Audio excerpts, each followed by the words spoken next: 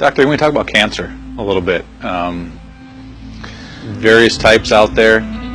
What are some of the things that you've seen in terms of your patients, and what some of the things that you've been able to do? A better thing to talk about in relationship to, well, I will talk about that, right?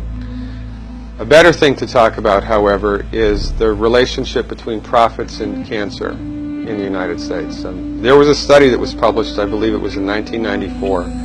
It was a 12-year program, 12-year study. They looked at adults who had developed cancer as an adult, not childhood cancer, but adult cancer, right? And this is the main types of cancer that we get here in the United States. They did a meta-analysis of these people all around the world who developed cancer as adults for 12 years and were treated with chemo. And they looked at the results. And they published the results in the Journal of Clinical Oncology. And the results? 97% of the time, chemotherapy does not work. 97% of the time, it doesn't work. So why is it still used? It's one reason, and one reason only: money. If you go to a medical doctor, an MD, with a sinus infection, and that doctor prescribes an antibiotic, he gets no financial kickback. Now, if he prescribes 5,000, of that antibiotic in 1 month, the drug company that makes it might send him to Cancun for a conference, right? But he gets no direct remuneration. It's not with chemotherapeutic drugs. It's different. Chemotherapeutic drugs are the only classification of drugs that the prescribing doctor gets a direct cut of. So if your doctor prescribes chemotherapy for you, here's how it goes, more or less.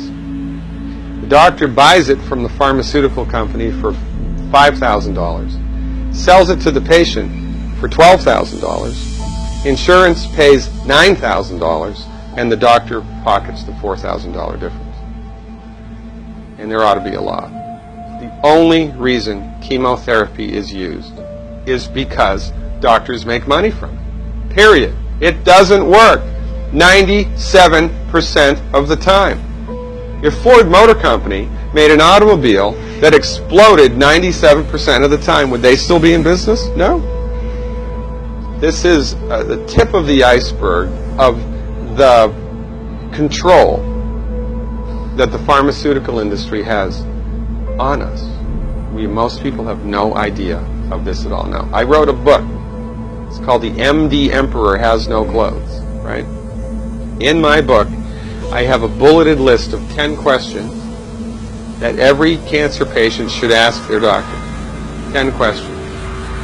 I've had patients kicked out, literally, kicked out of the oncologist's office because the doctor was PO'd that the patient was asking him these questions. And these are just common sense questions. Cancer treatment in the United States, we have lost the war on cancer. We have lost the war on cancer. Why? Because cancer is not a reductionistic phenomenon. Cancer is a holistic phenomenon. And when you try to bring a reductionistic methodology like drugs and surgery to bear on a holistic phenomenon, you will completely miss the boat each and every time. You cannot do it.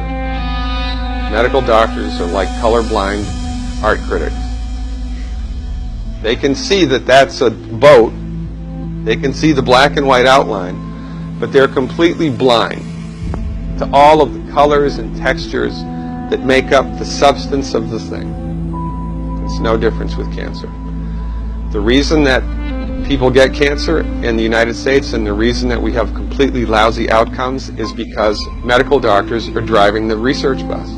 When women get together and do a 5K run for breast cancer, all of that money, do you think any of that money goes to nutritional research? Do you think any of that money goes to homeopathic research or acupuncture or traditional Chinese medicine or naturopathic research? No.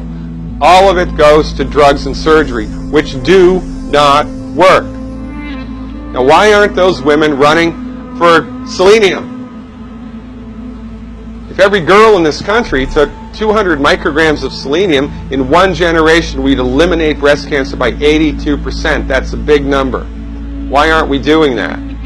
Because medicine in the United States is a for-profit industry, and most people are completely unaware of this, and most people bow down to the altar of MD-directed high-tech medicine at their own